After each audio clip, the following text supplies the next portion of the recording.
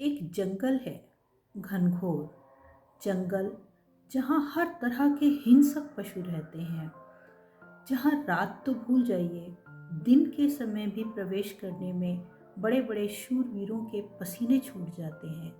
उसी जंगल में है एक वृक्ष, एक बड़ा वृक्ष, जिसके नीचे बैठा है एक छोटा सा 5 वर्ष का बालक, ध्यान लगाए, आंखें मूंदे, जिसे न बरसात का डर है, न जानवरों का, न आसमान से आग उगलते सूरज का, और न ही हड्डियां जमा देने वाली कड़कड़ाती ठंड का। आकाश में गरजते बादल, कड़कड़ाती बिजली और झमाझम बरसता पानी भी उसके निश्चय को बदल नहीं पाया। निश्चय क्या? निश्चय कि ईश्वर को तो बस बुलाना ही है, जो अपनी ही धुन में लगातार केवल ईश्वर का नाम ही पुकारे जा रहा है, जो उन्हें बुलाना चाहता है ताकि उनसे कुछ प्रश्न पूछ सके। कौन से प्रश्न? कैसे प्रश्न? कौन है ये बालक? क्या उसके माता पिता इतने निष्ठुर हैं कि इतने छोटे से बालक को अकेले वन में भेज दिया? इन्हीं सब प्रश्नों का सब उत्तर जानने के लिए आइए चलते हैं बालक ध्रुव की कहानी में। नमस्कार मित्रों, मेरे मन की बातें चैनल में आज फिर से आप सबका स्वागत है। आज मैं आपको सुनाने वाली हूँ एक ऐसी कहानी जो आप सब लोगों ने शायद किसी न किसी रूप में पहले भी कभी सुनी होगी, पर आज मैं इसे सुनाने जा रही हूँ एक कविता के रूप में। एक कविता जो मैंने बचपन में अपनी मम्मी से सुनी और मेरी मम्मी ने अपने बचपन में अपनी पाठ्य पुस्तक में पढ़ी। कवि का नाम उन्हें भी याद नहीं था, लेकिन कविता उन्हें याद थी जो उन्होंने मुझे सिखाई, और आज लगभग 45 वर्ष बाद मैं आप सबके सम्मुख इसे प्रस्तुत करना चाहती हूँ।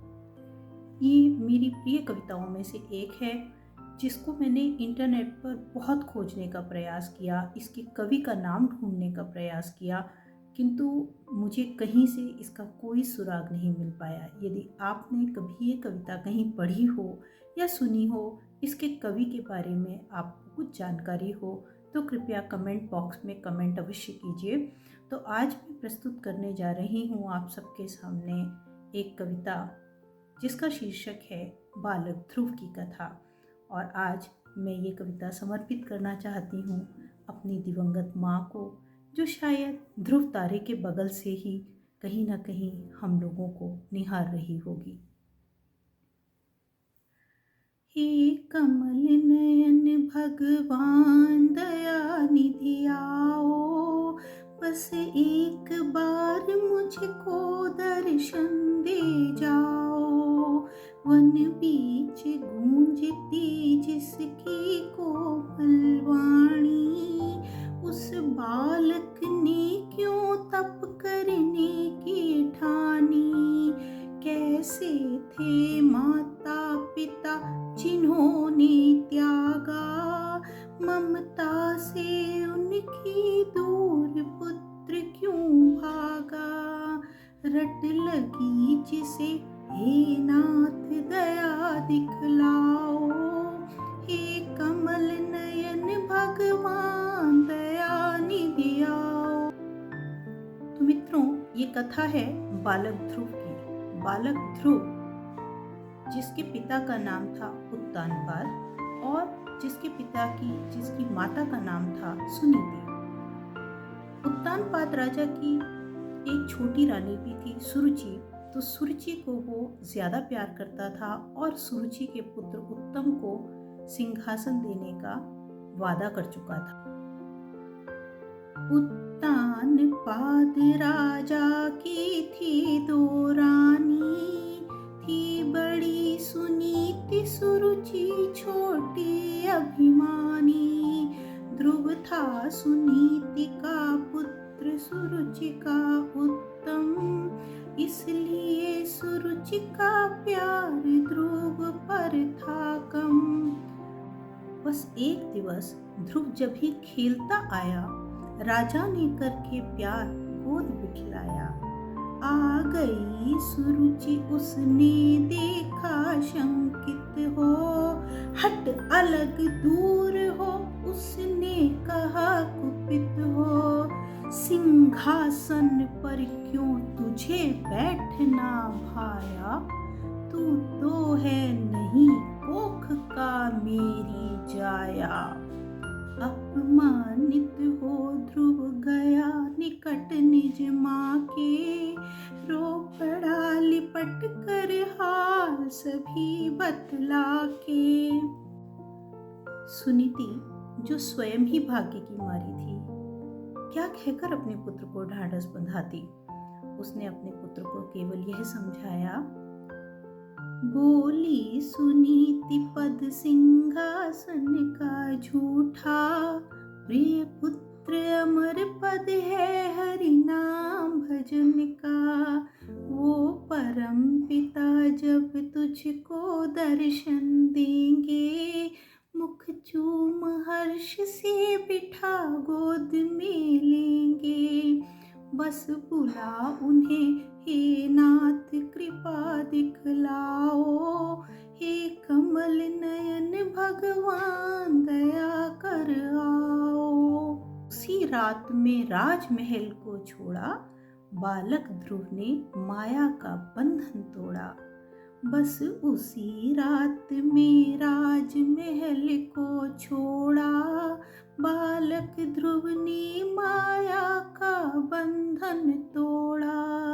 चल पड़ा सघन बन और न मन में डर था, ध्रुव उसी दिवस से प्रभु का प्रिय अनुचर था। तप करते ध्रुव ने वर्ष अनेक बिताए, तप करते ध्रुव ने वर्ष अनेक बिताए। तब कमल नयन भगवान एक दिन आए, मुख चूम हर्ष से बिठा गोद में बोले, वे मधुर वचन मानो अमृत रस घोले। हे वत्स मांग मैं राज्य विश्व का दूंगा, तेरे मन का संताप पाप हर लूंगा। हे वत्स मांग मैं राज्य विश्व का दूंगा, तेरे मन का संताप पाप हर लूंगा। बालक ध्रुव, जो अपने मन में बहुत दुखी था, जो ये प्रश्न पूछना चाहता था प्रभु से कि मेरा ऐसा क्या कसूर था जो मुझे मेरे पिता की गोद से खींचकर उतार दिया गया, क्यों मैं सिंहासन पर बैठने का अधिकारी नहीं। किंतु वही ध्रुव जब भगवान की गोद में बैठा, भगवान की गोद में बैठते ही जैसे उसके मन से सभी प्रश्न गायब हो गए, जैसे उसके मन से सारे मोह माया के बंधन छट गए। और वह ध्रुव जो अब तक ईश्वर को कुछ प्रश्नों का उत्तर जानने के लिए बुला रहा था, अब वह ईश्वर से न सिंहासन चाहता था न अपने प्रश्नों का उत्तर। ध्रुव ने क्या कहा? ध्रुव बोला केवल भक्ति आपकी पाऊं, मैं राज्य विश्व का न्योछावर कर जाऊं। चरणों से अपने कभी न रखना न्यारे, तब एवमस्तु कह प्रभु निज धाम सिधारे। उत्तर में स्थित है जो चमकीला तारा, सबसे उज्ज्वल वह कहलाता ध्रुव तारा। जो गया पिता की गोदी से ठुकराया, ईश्वर ने उसको गोदी में बिठलाया, ईश्वर ने उसको गोदी में बिठलाया। तो मित्रों, ये थी कहानी बालक ध्रुव की, जो मैंने अपनी मम्मी से सुनी और आज मैंने आप सबको सुनाई। एक बार फिर से आप सबसे अनुरोध है, यदि इसके कवि का नाम आप कहीं से आपको मिले तो कमेंट बॉक्स में ज़रूर उसका जिक्र कीजिए। धन्यवाद। आज के लिए बस इतना ही। नमस्कार।